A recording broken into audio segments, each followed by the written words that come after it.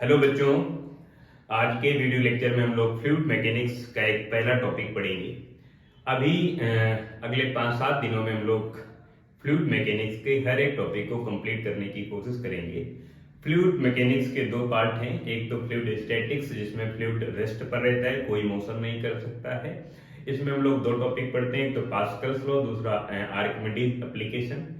और फ्लूइड का एक दूसरा पार्ट आता है जिसे आप फ्लूइड डायनामिक्स कह सकते हैं। फ्लूइड डायनामिक्स का मतलब है जिसमें फ्लूइड मोशन में रहता है, फ्लूइड मूव करता है, जिसे आप बर्नौली प्रिंसिपल आप कह सकते हैं। बर्नौली प्रिंसिपल से रिलेटेड टॉर्सोली एप्लीकेशन है, वहां पर फ्लूइड मोशन पर रहता है। फ्लूइड का मतलब होता है जो मटेरियल फ्लो कर सकता है उसे आप फ्लूइड कहते हैं। कोई भी मटेरियल फ्लूइड हो सकता है, लेकिन उसकी शर्त है कि वो फ्लो करे। अगर वो फ्लो कर पा रहा है, बह सकता है, तो उसे आप फ्लूइड कहते हैं। जैसे एयर, गैस फ्लो कर सकती है, बह सकती है, उसे आप फ्लूइड कह सकते हैं। पानी, वाटर या कोई लिक्विड फ्लो कर सकता है, उसे आप फ्लूइड कहेंगे। जो मटेरियल फ्लो कर सकता है उसे आप फ्लूइड कहते हैं। A material can which flow known as fluid। जो मटेरियल फ्लो कर सकता है उसे आप फ्लूइड कह सकते हैं। वो फ्लूइड की योग्यता रखता है। जैसे बर्फ है, तो बर्फ बह नहीं सकती, तो फ्लूइड नहीं है। लेकिन जब बर्फ पिघल जाएगी तो पानी बन जाएगा, तो फिर वो बह सकता है, तो फिर फ्लूइड हो जाएगा। फ्लूइड का मतलब है जो बह सकता है, जो फ्लो कर सकता है। अभी आज के लिए जो हम टॉपिक जो हमने डिसाइड किया है वो है Pascal's law, Pascal's application. Pascal application pressure पर डिसाइड है, चाहे वो एटमॉस्फेरिक प्रेशर हो या किसी लिक्विड का प्रेशर हो या किसी भी टाइप का कोई प्रेशर हो। प्रेशर को किस तरह से कैलकुलेट करते हैं समझते हैं। पहले हम लोग एटमॉस्फेरिक प्रेशर किस तरह से कैलकुलेट करते हैं। कैलकुलेट करने का कई तरीके हैं, कई मेथड हैं, कई मेथड से आप एटमॉस्फेरिक प्रेशर कैलकुलेट कर सकते हैं। लेकिन आज जो मैं मेथड आपको सिखाने वाला हूं एटमॉस्फेरिक प्रेशर को कैलकुलेट करने का, वो बिल्कुल नया है। किस तरह से एटमॉस्फेरिक प्रेशर कैलकुलेट करते हैं, पास्कल्स लॉ। और इसमें जो पहला टॉपिक पढ़ेंगे वो एटमॉस्फेरिक प्रेशर पढ़ेंगे। प्रेशर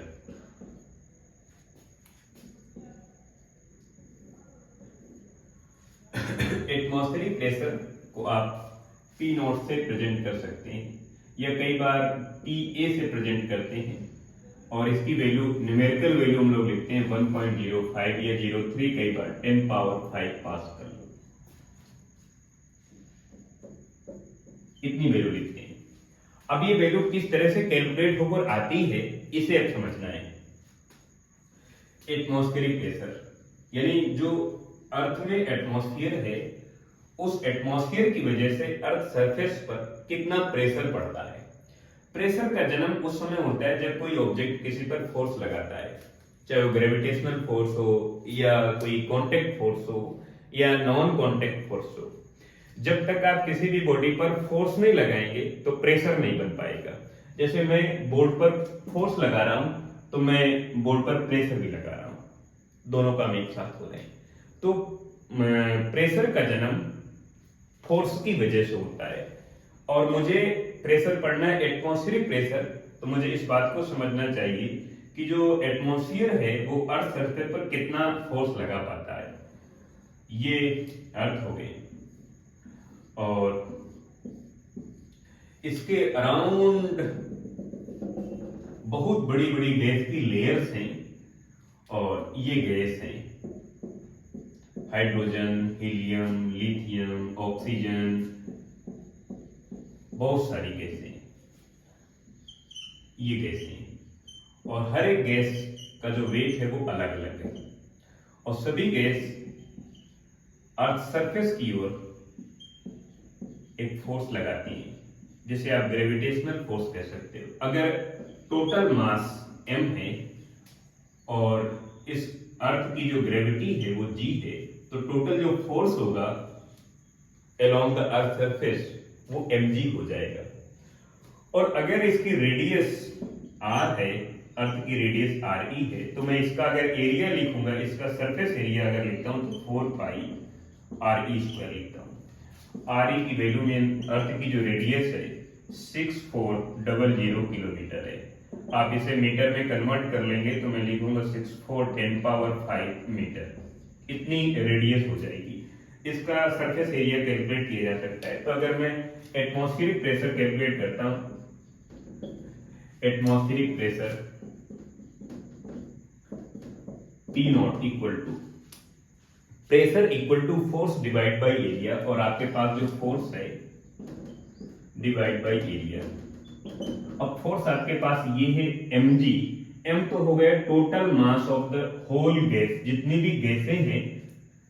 भी गैसें यहाँ पर एटमॉस्फेयर में है, उन सभी गैसों का जो टोटल मास है वो m है। एंड g अर्थ की ग्रेविटी हो गई, एक्सेलरेशन ड्यू टू ग्रेविटी, तो मैं m मल्टीप्लाई g लिखूंगा, divide by area of the earth surface, जो अर्थ सरफेस है उसका एरिया, तो मैं 4 पाई re स्क्वायर लिखूंगा।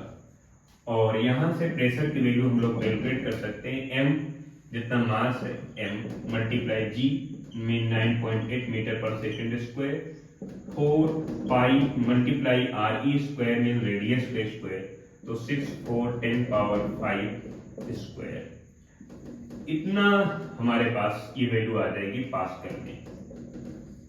और इसे अगर कैलकुलेट करेंगे m की वैल्यू पुट अप कर, जितना मास है गैस का, और इसे आप कैलकुलेट करेंगे तो अप्रोक्सीमेट ये वैल्यू आती है 1.05 10⁵ पास्कल आती है। या किसी इंस्ट्रूमेंट के थ्रू इसे कैलकुलेट किया जा सकता है, किसी प्रेशर को मेजरमेंट करने वाले इंस्ट्रूमेंट के थ्रू से इसे कैलकुलेट किया जा सकता है। अब मैं कैलकुलेट करूंगा लिक्विड पर कितना प्रेशर होता है और किस तरह से कैलकुलेट करते हैं। और लिक्विड अगर किसी कंटेनर में फिलअप हुआ है तो उस कंटेनर की डेप्थ अगर बढ़ती जाती है तो प्रेशर की वैल्यू किस तरह से इंक्रीज होती है, और डेप्थ कम होती है तो किस तरह से डिक्रीज होती है, उसे मुझे कैलकुलेट करना है। कंटेनर के टॉप पॉइंट पर कितना प्रेशर है, कंटेनर के बॉटम पॉइंट पर कितना प्रेशर है, जैसे आप पास्कल्स एप्लीकेशन कह सकते हैं, पास्कल्स लॉ।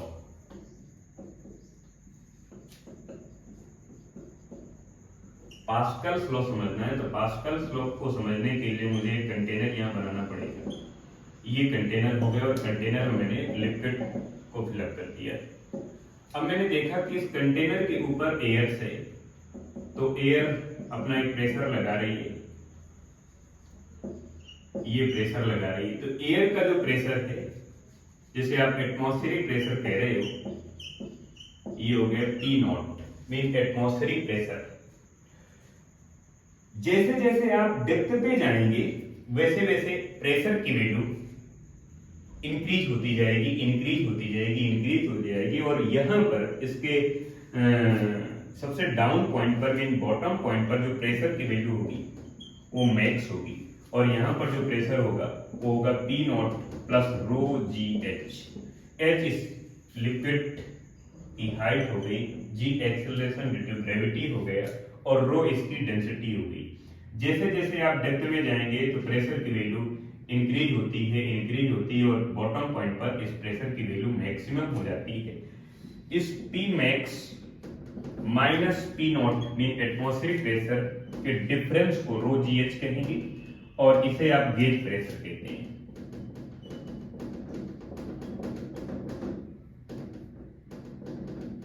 ये गेज प्रेशर हो गया। लेकिन अब समस्या है कि इसे कैसे कैलकुलेट करेंगे, ये वैल्यू किस तरह से आई, इसे कैलकुलेट करने की कोशिश करते हैं। इसके न्यूमेरिकल वैल्यू कैलकुलेट करते हैं।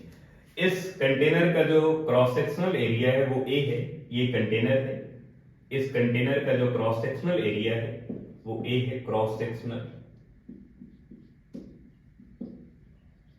Area of the container, and H height है इस कंटेनर में जिसमें लिक्विड फिलअप हुआ है, और जो लिक्विड फिल हुआ है उसकी डेंसिटी रो है। तो अगर मैं यहाँ पर प्रेशर की वैल्यू कैलकुलेट करता हूँ, यहाँ पर किसी तरह से कैलकुलेट करता हूँ, तो मुझे लिखना पड़ेगा प्रेशर डिफरेंस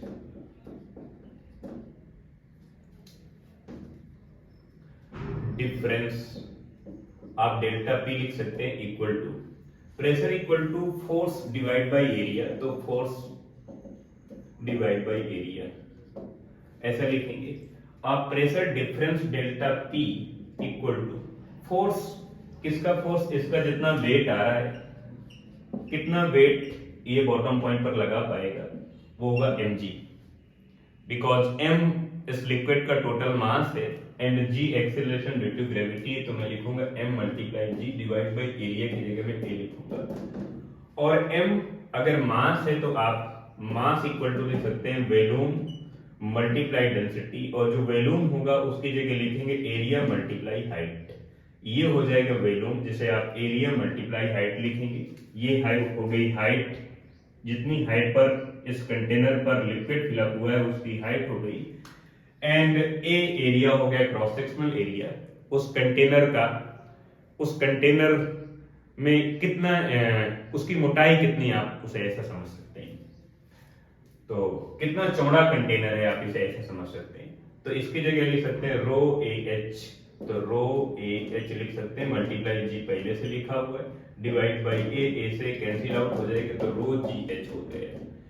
तो रो जी एच मेरे पास गेज प्रेशर आ गया, जिसे मैं यहाँ पर लिख रहा हूँ rho ji H, delta P equal to rho ji H, जिसे आप गेज प्रेशर कह रहे हैं, और ये प्रेशर डिफरेंस है, यहाँ का प्रेशर माइनस यहाँ का प्रेशर, दोनों जगह के प्रेशर का डिफरेंस है, तो आप इसे लिखेंगे P मैक्स, यानी बॉटम पॉइंट पर जितना प्रेशर है P, आप इसे केवल P कह सकते हैं, कई बार P मैक्स की जगह आप केवल P कह सकते हैं, तो मैं इसे P माइनस P नॉट भी लिख सकता हूँ equal to rho ji h. तो P इक्वल टू कैलकुलेट करेंगे तो P नॉट प्लस रो जी एच, इतना प्रेशर आ जाएगा। किसी भी कंटेनर में अगर लिक्विड को फिलअप किए जाए तो लिक्विड के बॉटम पॉइंट पर इतना प्रेशर देखने को मिलता है, जिसमें से रो जी एच जो प्रेशर है ये लिक्विड वाला प्रेशर है, ये लिक्विड की वजह से है, और ये मेरे पास जो पी नॉट प्रेशर है ये है एटमॉस्फेरिक प्रेशर है, और यहां पर कैलकुलेट करेंगे तो यहां पर दोनों ऐड हो जाएंगे, बिकॉज इसके ऊपर तो एटमॉस्फेयर का प्रेशर है ही है, और ये लिक्विड भी अपने नीचे जो बॉटम पॉइंट है उस पर एक प्रेशर लगा रहा है, जिसे आप गेज प्रेशर कह रहे हैं। दोनों को प्लस कर देंगे तो नेट प्रेशर इस बॉटम पॉइंट पर हो जाएगा। अब इसे और थोड़ा आगे समझते हैं। जो पास्कल्स लॉ है, यानी कोई प्रेशर है किसी भी कंटेनर पर, अगर लिक्विड को फिल किया जाए तो लिक्विड जिस कंटेनर में फिल हुआ है उसके सेफ साइड पर डिपेंड नहीं करता है, न इस बात पर डिपेंड करता है कि उस कंटेनर में कितने अमाउंट का लिक्विड भरा हुआ है। माने अगर 100 लीटर पानी भरा हुआ है, 200 लीटर भरा हुआ है, 400 लीटर भरा हुआ है, तो इस बात पे डिपेंड नहीं करता है कि 400 है कि 500 है। जैसे मैं कह सकता हूं कि यहां पर मैं अगर एक कई कंटेनर का ग्रुप बनाता हूं इस तरह से,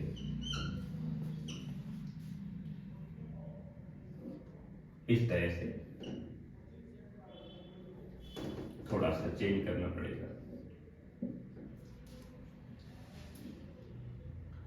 और अगर और थोड़ा सा इसको मैं चेंज करूं तो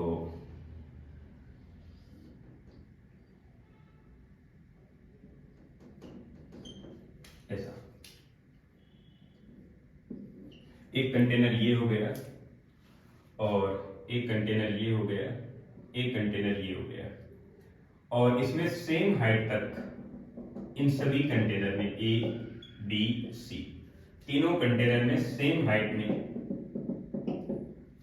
लिक्विड भरा हुआ है, सेम हाइट में लिक्विड भरा हुआ है, और यहां पर हमें प्रेशर की वैल्यू कैलकुलेट करना है, या और एक और कंटेनर इसमें ऐड कर लें इस तरह से, इसकी डिजाइन थोड़ा अलग कर लेते हैं इस तरह से, डी नाम का कंटेनर है,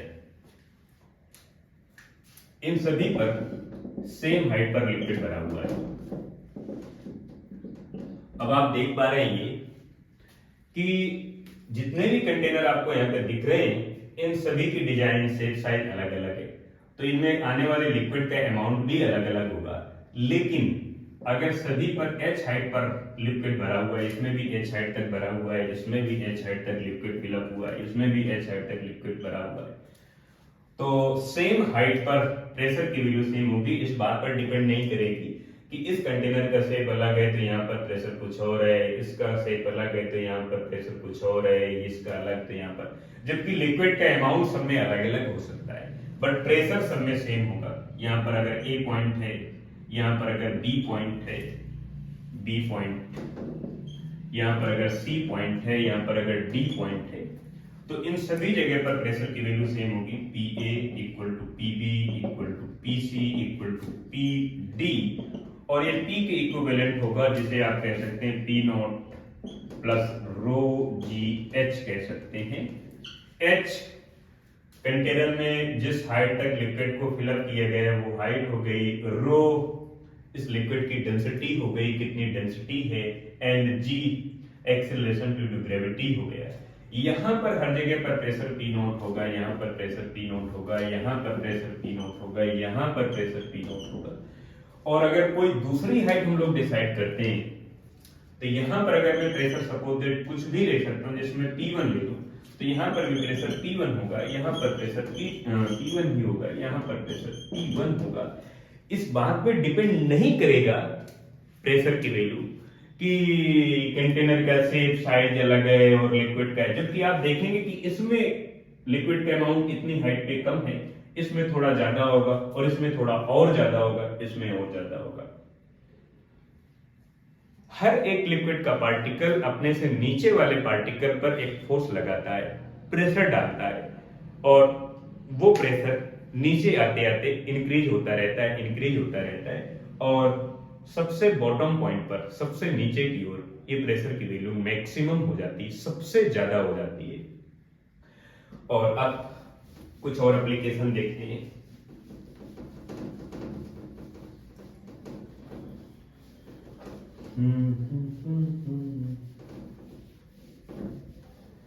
जैसे ये कोई कंटेनर है, या इसे यू ट्यूब की डिजाइन दे देते हैं। एक यू शेप का एक पाइप है,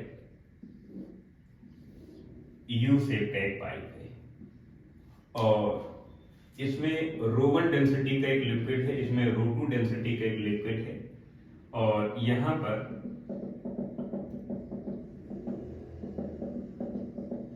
और फिर यहां से एक दूसरा लिक्विड भरा हुआ है, वो यहां तक है। और इसकी जो हाइट है h1 है, और इसकी जो हाइट है इसी लेवल पर ये h2 है। अब हमें जैसे h2 की वैल्यू कैलकुलेट करना है या h1 की कैलकुलेट करना है, तो आपको ध्यान रखना है कि सेम लेवल पर जो प्रेशर की वैल्यू सेम हो। यहां पर अगर मैं प्रेशर P1 लिखता हूं, यहां पर प्रेशर P2 लिखता हूं, तो देखो सेम हाइट पर है। इसमें कितनी हाइट तक लिक्विड भरा हुआ है ये डिपेंड नहीं करेगा, इसमें हाइट को कम कर दूं मैं और कम कर दूं, तो हो सकता है मैंने हाइट को कम किया है तो यहां पर जो लिक्विड भरा होगा उसकी डेंसिटी ज्यादा होगी, ये भी तो हो सकता है। तब तो ये बैलेंस सिचुएशन पर है। और अगर ये बैलेंस सिचुएशन पर है, सेम लेवल पर है, इन दोनों लिक्विड में जो लिक्विड कॉलम है उनमें हाइट की वैल्यू अलग अलग हो सकती है, लेकिन अगर सेम लेवल पर है तो प्रेशर की वैल्यू सेम होगी। For equilibrium position P1 equal to P2, और P1 की वैल्यू कैसे लिखेंगे, P नॉट प्लस रो1 GH1। इसमें एटमॉस्फेरिक प्रेशर तो होगा P नॉट, इसमें भी एटमॉस्फेरिक प्रेशर P नॉट होगा, इक्वल होगा P2 के, P नॉट प्लस रो2 GH2।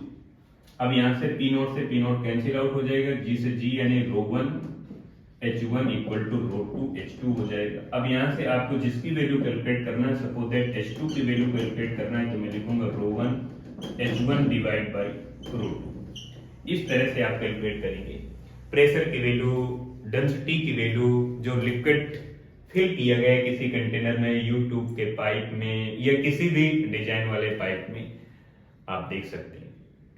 इस वीडियो लेक्चर में हम लोग इतना ही पढ़ेंगे और अगले वीडियो लेक्चर में पास्कल्स की जो 2 एप्लीकेशन हैं, hydraulic lift and hydraulic brake, उसको कंप्लीट करेंगे। और नेक्स्ट वीडियो लेक्चर में हम लोग आर्किमिडीज प्रिंसिपल को समझेंगे।